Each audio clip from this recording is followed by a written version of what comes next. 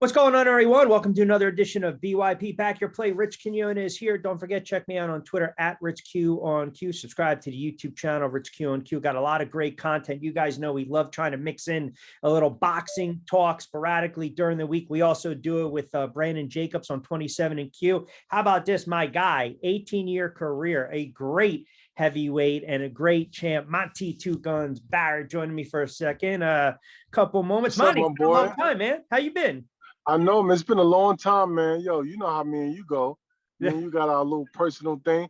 And so crazy you said Brandon, because Brandon Jacobs is joining me in South Carolina at the convention center for the kids. It's so, we're going to get you on when I'm on with B. We'll get you on that pod, but I figured, no, that's going to be fantastic, man. So I told you, man, I'm going to have to figure out a way to get down there. But yeah, Brandon's a big boxing guy, and he loves me and him go back and forth talking a lot of nonsense. But I want to get into what you're doing, but I also kind of want to get into, your career as a whole. 18-year career. You were not a what they would call an early bloomer. You were kind of a late bloomer to the game, right? If you will. And I think you turned pro at age 25. You ripped off, I think, 21 in a row, and then you lost to Lance Whitaker, I think it was. I won that fight. They robbed me. See, every fighter remember. Yo, this is why I miss talking with you. Yo, it's two fights I got robbed from, but I get it. You hope to be on the A side. Yeah. But I got robbed from Lance Whitaker because Lance Whitaker was managed, trained, and promoted by the Guzman brothers. Yeah. He was an in-house fighter. It was a close fight. I clearly won the fight, but the point of it is that he's an in-house fighter. All three brothers have something to do with him. Yeah. And the Hasim Rockman fight, people don't know, but for the Don King, it wasn't my best performance because I had a whole bunch of BS that happened the day of the fight. But let me tell you something. I hurt Rockman 2 or 3 times in that fight, but come to find out, a week later after the fight, I found out Don King gave Hasim Rockman $350,000 and told him, "You're gonna win this fight. I just need you to finish this to the 12th round." And the crazy thing is, Don King comes, people ask me, is the Illuminati real? I don't know if it's real, but I know Don King offered me the same position. And he said, yeah, I know you're gonna win this fight. You're gonna do good. You're gonna probably knock Rockman out, right? I said, of course I am. And I'm talking from a hard-working, hard position. And he was like, yeah. He said, well, listen, Vitaly Klitschko is coming out of retirement, and we're gonna do a purse bid, and I'm gonna bid high, but I'm gonna pay you low. I'm gonna give you like $1.2 million, but they're gonna think I gave you a couple of million. Are you with that? I said, Don King, let's talk about that. I said, King, I said, Don, let's talk about that after the fight. Okay, brother, you sure? I said, yeah, I'm sure. I wasn't sure because Rockman, he did the crazy thing. He took the offer, but then he filed bankruptcy and got away from King and fought James Toney under Aaron. Right. So he gave it. He got Don King good because Don King always gets the fighters. That's crazy. That's the politics. I got so many stories. Yeah, it's crazy. I got so many stories. The politics of the sport, man. And listen, it's not like it's ended today in current time, right? I mean, it's just it is what it is, right? And you brought it up perfectly, man. A and the B side, and your backstory is really incredible when you think about it, right? Dealing with what you had to deal with as a young man, and then just the tough streets, and so to speak. I remember, I think somewhere, you got to be a sheep or you got to be a lion, right? I mean, what drove you to fight? Well, honestly, when I started fighting professionally and amateur, everybody was like, "Oh shoot, light bulb! That's what you should be doing," because I was knocking everybody out in the street.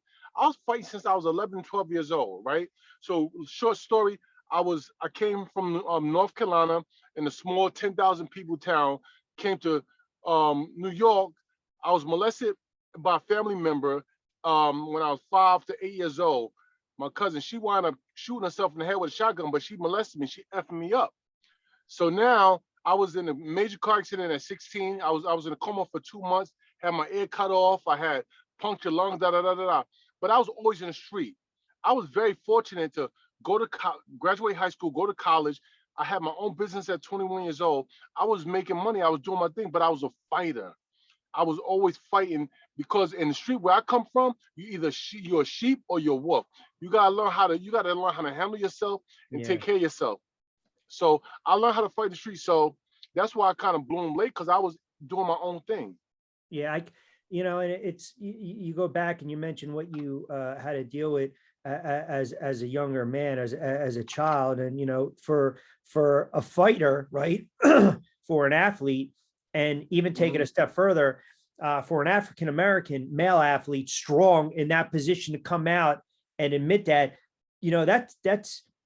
that takes a lot, man. That takes, for anyone, that takes a substantial amount of, I think, courage. You got 42 million survivors of sexual abuse from the National Association of Adult Services of Child Abuse. So, for you to come out and tell your story, and I remember when you told it, it was fairly recent, that takes a lot, man. It did that, and as twisted as this might sound, so don't take it the wrong way, did that anger help you in the ring, bottled up that aggression? Yeah, of course. I mean, because that's the only, it was a release for me. I was in the street, I was fighting when I was younger, and then I was selling drugs at 11 years old. 11 years old, I was supposed to be playing with GI Joe dolls and Ken Barbie dolls or whatever, but I was in a drug house selling crack, right? My mother was on drugs. She was a good mother, but she liked to do drugs. And my family either half did drugs, the other half was in jail, and the other half was in church. And considering that my mother was one of the second youngest out of 8 kids, she was like the black sheep. So you have to imagine what my mother went through. I seen my mother when I was 7, 8 years old. I seen my mother get raped at knife point. So I was an angry kid, right?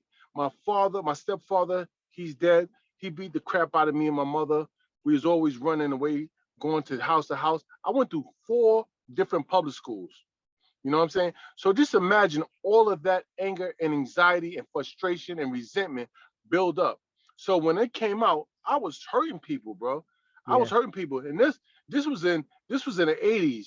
But when the 90s came, guns came into play. Then I was involved in some really big thing where it was a lot of gunplay and a lot of people was getting hurt. And through all of that, Rich, after all of that, I'm here. I'm 51 years old. I'm healthy. I'm in my right state of mind, and I have all my faculties, at least some of them. But you know what I'm saying? I'm intact, bro. But the stats for the biggest of the biggest. But the stats say you shouldn't be here. We shouldn't be talking right now. I shouldn't. Dead in the gutter or in jail. I mean, honestly, that's what the stats say. Or yes, exactly. Because listen, I got friends right now who are still in that same neighborhood, talking the same stories, living in the same, sitting in the same spot. I done traveled the world. I've been to 22 different countries. Wow. You know what I'm saying? I've made millions of dollars. I've lost millions of dollars. I met some wonderful people, and I met some horrible people. I've traveled the world. I've been on HBO, Showtime, pay-per-view, ESPN, whatever, Fox Sports. I've been on every level of sports. I've been there, done that. Yeah. You know what I'm saying? And I'm still here. I'm still thriving. I'm not surviving. I'm thriving. Yeah. God has blessed me. I got an after-school program. I'm helping kids.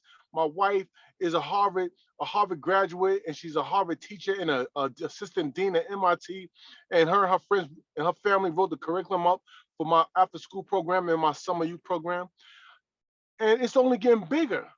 Yeah. It's only getting bigger. No, that's fantastic, man. A couple minutes with my guy, Monte Barrett, Rich Quinones here, BYP.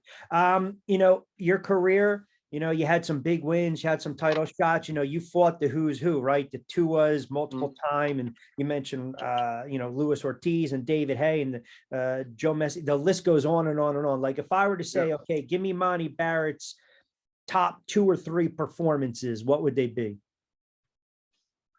Well, one performance would be, I would have to go with 3. The first one would be Value Up. That was a loss. The second one would be Joe Messi. That was a loss. Yeah. Then my third one would be, I got two third ones. Dominic Gwynn and David Tua's second fight. Okay, I figured the two would fight. Dominic We talked Gwynn, about that before. but you got to think about Dominic Gwynn was the next. Emmanuel Yep. Stewart, the best trainer in the world, said Dominic Gwynn was to be the next best American great heavyweight that would win a title. And Yeah, I fought this guy hands down, like nobody business. Dominic Gwynn, and I fought him in his hometown yeah, on HBO, yeah, right? And dominated him, almost stopped him. And yeah, David Tua was an amazing. I wanted to do the trilogy because David Tua, I dropped him in the last round of the first fight, and he dropped me in the last round of the second fight. But I was so ahead on the scorecards, he had to knock me out to win. yeah. You know, and you had, like I said, you had some big wins, right? And you had some titles as well, but you had that brawling style, that durability, New York Boxing Hall of Fame 2019. You mentioned all these showcases, and you only had what, 40 something odd fights as an amateur, which is just great. 40. I was 37-3. Yeah, which is really that is the late bloomer, so to speak. And you know, you played football as well, right? All Queens, all city. So multi-sport, if you will. So and we won the championship too. Yeah, we won the championship as well. So talk a little bit about right now with the House of Champions, the USA amateur boxing bouts that you guys are putting on. You know, again, it's always about giving back and trying to, you know, school and educate the kids and keep them out of harm's way, keep them off the streets. But talk a little bit about that program. I know you're going to be doing a lot of stuff down in the Carolinas. Yeah, so basically I got approved for after school program in South Carolina, St. George. And this is a very rural town, probably 2 stoplights in the whole town. But it's a lot about street violence. And what's going on with it's a balance between education and boxing. Because what it is that these kids, they go to school with all this frustration and all this anger and everything else. And the teacher does not know how to deal with them. So the boxing comes in with the discipline and obedience and support, right? And teach them how to defend themselves. So basically, I can't go to a kid and say, okay, I want to give you therapy. So the boxing is like therapy. It's a disguise to help them, but it's going to be fun. It's going to be you training with the champ, you're training with other people who are helping you, but it's disguised. It's a disguised therapy. Yeah. And it's also giving them a drive to do something better than just taking their pain out in the street and in the class. Yeah. And ultimately, right, what do you hear from every fighter that, you know, stepped into a PAL, you know, or a Cops and Kids or whatever, any of these, the local Y, the gym, whatever, it gives them confidence, right? They start to get that confidence, and then they start to kind of look back in the mirror and they start to like what they see. And you partnered up with Zab on that one. You partnered up with Zab. Yes, Zab. Yeah, we have a nonprofit. It's called House of Champions 501(c). And we're doing two. We have a 4-day summer program. We're doing it at UNLV in Las Vegas. Nice. And we have a weekend and University of South Carolina. We already rented the space already. So it's going to be a 2-day one at USC in Columbia, South Carolina. And it's going to be a 4-day one in UNLV. And we're going to train the kids at Floyd Mayweather's gym. Do you follow the sport closely? No, I really don't. You know, I mean, boxing has taken a lot out of me, mentally.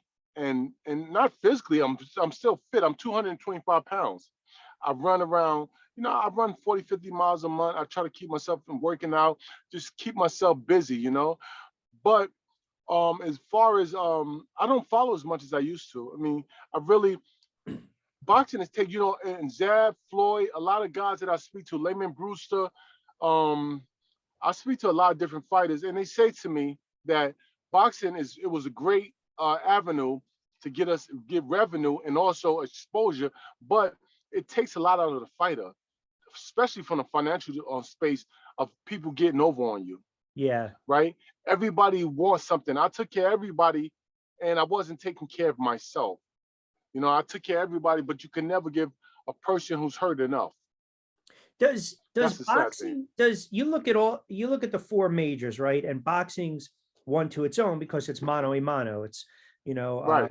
it's you versus me, so to speak, right? But Mhm. NBA, NFL, Major League Baseball, the most powerful union, NHL as well, they protect, right? The NFLPA, they protect the players. Do you ever think there'll be a time where boxing itself has a union per se, like a real legit union, not give me your fees and then you don't hear from me anymore, where you're talking medical insurance, health insurance, teach some of these guys about 401, right? Building a little equity, saving, having that backup plan, right? Just in case they can't fight 18, 19, 20 something odd years. Well, great point. What happened was, back like 15 years ago, Eddie Mustafa Muhammad teamed up with uh, um, um, Walter King and what's the guy, the big mob, the guy who had the Hoffman, the Hoffo, Oh, Jimmy Jimmy Hoffo, Hoffa. Jimmy Hoffa Jr. And then I was on a board, and we was raising money from fighters, past and present, to get a union. But the bad thing about it was that we had to delegate with the promoters, Mhm. and the promoters wasn't for that. They was like, this is messing with my money. Hell no. So it's all the fighters are signed, all the good fighters are signed. So we only raised $50,000. We wound up giving it away to some type of organization, because honestly, that's not no money for boxing. We was going to start it like a league, like football, East, North, West, Yeah, South. yeah. But right, because that's how we could have did it, to delegate it. But at the same time, what was going wrong was that the promoters wasn't with it, because that means their fighters would have to be involved. And King, Arum, De La Hoya, nobody's giving up their fighters to make things easy for the sport, Yeah, right? but It's a selfish sport. without the fighters, there is no sport. But the fighters got to be with it. And then the fighters, listen, the fighters probably could have overrode, but when you got, and I get it from a fighter standpoint, when you got bills to pay, people to take care, mouth to feed, you are thinking about, like, okay, and you in pocket with these promoters, because I've been in pocket with promoters too, like Don King. Don King's, he'll give you 100,000. Oh, because you're making 500,000 for the fight. He's gonna give you, okay, you need 100,000 here. And then when the fight come, like, oh, Don, like, oh, I'm getting my money back.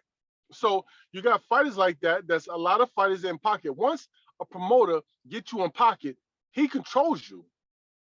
No, I understand that, but you're also apples and oranges, right? You're talking about a guy like yourself who fought 20 years, fought for world titles, bigger venues, bigger platforms, network TV. What about the guys that, I'm out there 4 and a 6 rounder, an 8 rounder, and I'm only making 2,000-3,000 a person. I got to give X amount to my corner, the trainer, the cut man. I got to give back to my promoter per se, or my handlers, or my crew, travel expenses. I get it. It's the profession they chose. But even with female fights and female boxing, right? You want to, the fighters should be taken more care of in that regard. I'm not saying sell out for more of the money, but the bottom line is we sit there ringside, and what do we want? We want people to go out and beat the hell out of each other for 10 to 12 rounds. We want them to slug it out. We want the knockdowns. We want the oohs and ahs. We want, this. We called fights at ringside. This is what everyone wants at times. Or you sit back and you can respect that,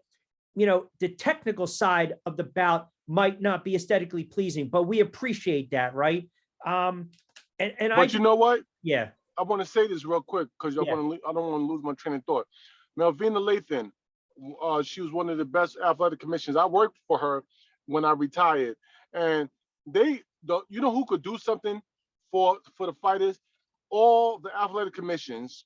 Some are politicians, and some are for the fighters. But it's going to take a village to take a stance. I agree. To protect the fighters, right? I agree. So it can't be one, two. It gotta be. It's around 20. It's around 10, 15 major athletic commissions in it.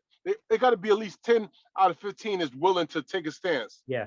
to protect the fighter, right? Well, they can get 401k, they can get health benefits, because we got to get all that stuff from the manager or the promoter. We got to negotiate that in our contract. When I first signed my contract with Joe DeGuardia, he was paying me $1,400 for my medical insurance every month. You know what I'm saying? But that was included in my contract, and that it wasn't fair to the situation, because it was more money on the table. It would have been more money on the table. Yeah. But we got to take care of our families. No, I get it. You need those strength in numbers, so to speak. Right. So if a heavy, the American heavyweights, or some of the heavyweights now, the Parkers, the Sanchez, the Dylan Whites, the Wilders, the Usyks, the Tyson Fury. I mean, everyone's always had that argument. When are you going to get the next great American heavyweight? Is that just boxing talk, so to speak, right? I mean, I've had this debate with people. I don't think you'll ever get to where it was in the 60s, 70s, and 80s, and even some extent I agree. to the 90s. And that's okay. Like, I feel like we're always trying to push for, build him up as the next great heavyweight. I agree. Let me tell you something.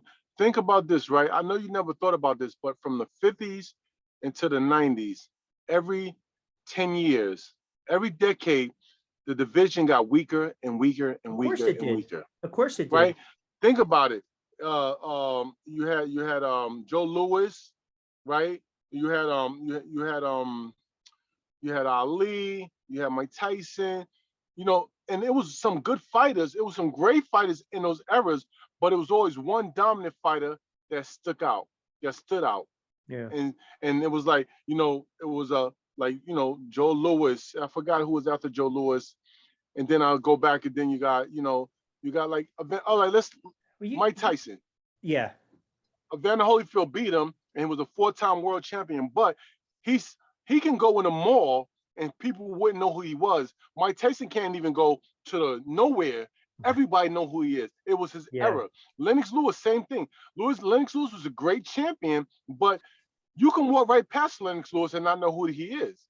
You can't do that with Mike Tyson. Same thing with Ali. He had Larry Holmes. He had some good guys. Yeah. Spinks. He had some good guys in his era, but it was his era. Right, because you can go to the Sonny Listons, the Dempseys, the Johnsons, the Marcianos, then you go to Ali, the Fraziers, the Holmes, the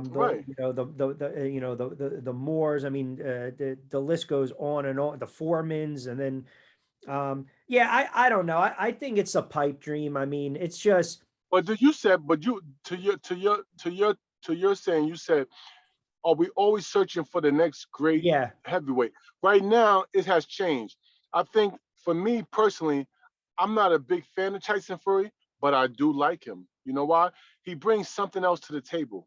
I like him. Like, he can't punch a lick, right? But he got a lot of charisma, which the sports need. He has a lot of character, which the sports need. Yeah. And the boy can fight with the sport. He fight like a lightweight. So, he's. So our guy. Tell me how you feel about Tyson Fury. I think he's a great heavyweight, and the argument I have with our guy Brandon and other people is that I understand the size, and we're not going to see it 6'9", the moving around. But man, you get him in there with a guy that can punch a little or jab. I mean, stick him in there back in the day with a Holmes, right? I mean, and the footwork and the range and then the fighting in the pocket. It's hard for me to stick him in those eras. I can't sit here, and maybe because I'm too old school, that. I can't sit here and say definitively he is the all-time greatest heavyweight. He's right up there, man. But listen, he wouldn't last 3 rounds with Lennox Lewis, right? But what I'm saying to you though, I don't think he would. No, I just know. I know when 27 watches this, his ears are gonna perk up. Right, but listen, for his era, he is doing a hell of a job. Oh, no doubt. Right. I mean, like, who's your top 3 heavyweights of all time? No, of this era, right now, of Deontay Wilder. I always thought Wilder was a flawed champ. But I always thought if you chopped the lumber, you went to the body, you can get him out of there. I mean, Wilder's very skilled. We know that. Fury's right there. Wait, hold on. Wilder's not skilled. He's an athlete. He's a very great athlete. Now, now that he has a trainer like Malik Scott, who's a student to the game, Malik is he is a better trainer. He's the second time around, Monty. You're seeing a little different Deontay Wilder, I think. Right, because he has somebody who he fought, somebody who he respect. Because Deontay Wilder was running the show. From me looking outside, I don't know him personally. I know people in his camp. But what I'm trying to say to you, if it ain't broke, he ain't gonna fix it. I know, right? And when he took a chance with Malik Scott and brought him in, that's saying I'm broke, I need help.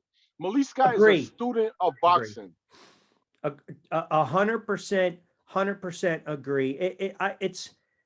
It's very hard for me because I think I go too historical for some people sometimes, right? Mm-hmm. You know, like I've had this debate. I thought Tyson was a dominating heavyweight because when he walked in, you were already pissing your pants. He had that allure, great head movement, but he was also, what's the word I'm looking? He was beatable, as we saw, right? He was very beatable. He was beatable. You know, Sonny Liston, all-time great. You know, Frazier was one of my all-time favorites. I loved watching old film of him. You know, Holyfield, Riddick Bowe. I mean, man, Lennox Lewis, Jack Johnson. So it's when people say Tyson Fury, it's not a knock on the guy, man, because you can't ignore 6'9". You can't ignore that. You can't teach. And the guy can box. He can listen. Yeah. He's a scientific fighter. Like what did Ali say? Fighting is what? It's a sweet science, right? Yeah. He is a part of the sweet science. He's not the brute fighter. He's the sweet science. This guy fights at an angle. He uses legs. This guy's a big guy. And think about it, he bounces more than the average guy. Yeah. How about him? Say in a perfect world, how about him and Foreman? Foreman was about 6'4", probably 220. He'd beat Foreman. He would wear Foreman down. To be honest with you, I think that he would wear Foreman down. And Larry Holmes lost to some. Larry Holmes would probably take him apart with the jab. That's because he was probably the greatest heavyweight jabber out there, right? Yeah, right. You know what I'm saying? But what I'm trying to say, but look who he learned from. He learned from Ali. I mean, they had to be the main sparring partner of a guy like Muhammad Ali. Come on, you're gonna learn everything. Yeah. You know what I'm saying? Yeah. But just think about you, like Tyson Fury. He's a big guy who fight like a small guy. I don't know if that's a good thing or a bad thing, but it's working for him. So I guess it's a thing. Yeah. You know, I can talk boxing with you all day long. You know that. Yeah, well, you know me. We got good chemistry though. We had fun calling the fights ringside. Yeah, we did. We had some good fun. Listen, it's going to be me, you, and Brandon ringside calling a fight. We're going to make it happen, man. All right, let's do it. I'm with it. I'll fly out there. I'm in Boston right now, but you know, I'm ready. Before I let you get out of here, is there any way for that information? You know, can people social media wise where they can get some of this information, what you guys are doing with the House of Champions and everything? Yes, right now we have a Instagram page, we have a Facebook page, we have a website. So and you can share the stuff I gave you, the articles or whatever, with me and my wife. And we're just moving forward, man. I mean, it's a lot of violence going on. There's a lot of disruptive kids emotionally and physically that don't know what to do with their energy. And throughout the country, it's a lot of violence. And we got to be here to fill in the gap for these kids. We got to support them, and we got to show them a better way. So that's my whole thing. This whole part of my life is called service. I've always been a person of helping someone, but in this part of my life, it's about me serving. I'm not looking for anything in return, but putting my energy, my time, and my effort into helping kids and to helping whoever I come in contact with. That's my job. No, it's a great thing, and you're doing a hell of a job with it. And like I said, a lot of people, they would have been that statistic, and you basically said, you know what, F the statistics, man. I'm here, I'm living, I'm breathing, I'm in a body of God did it. I didn't do it. Listen, I didn't do it. I'm just a participant. God did it. I believe everything that happened to me everything that happened to me, it could have been worse. Yeah. I got every year, little short story. My grandparents, my mother, she was a good mother, but she was on drugs and she was, doing a lot of things that she wasn't supposed to be doing. But every year from the age of 5 to the age of 16, she sent me with my grandparents. My grandparents were older grandparents. My grandmother never dressed up besides Sunday to go to church and Saturday to go to the L Club. She wore a robe all week. But they kept me in a Boys and Girls Club. And Friday, Monday through Friday, Saturday I went to the Else Club. Sunday I went to church. It was a routine. It was structured, and I didn't have that in New York. You know what I'm saying? Because you know how it is with kids in New York. You get in the most trouble in the summer. Yeah. So I had the most. So I had the balance, and my grandparents showed me about love and support, and that's what you're getting from me now. Yeah. So I'm going to be that nest for those kids, like how my grandparents was for me. Fantastic. That nest, somebody to go to, somebody to release your stress, somebody to talk to, somebody to give you answers that can help you and lead you and guide you in the right direction. My man, fantastic stuff, brother. I appreciate you jumping on board for a couple moments. I hope to catch up with you very soon. We'll get you on the pod with Brandon, man, so we can rap a little bit and go back and forth. All right. Yeah, sure. I would love it. Thank you so much, brother. I appreciate you, man. You got you. Right back at you, money. Appreciate it. Later, bro. All right.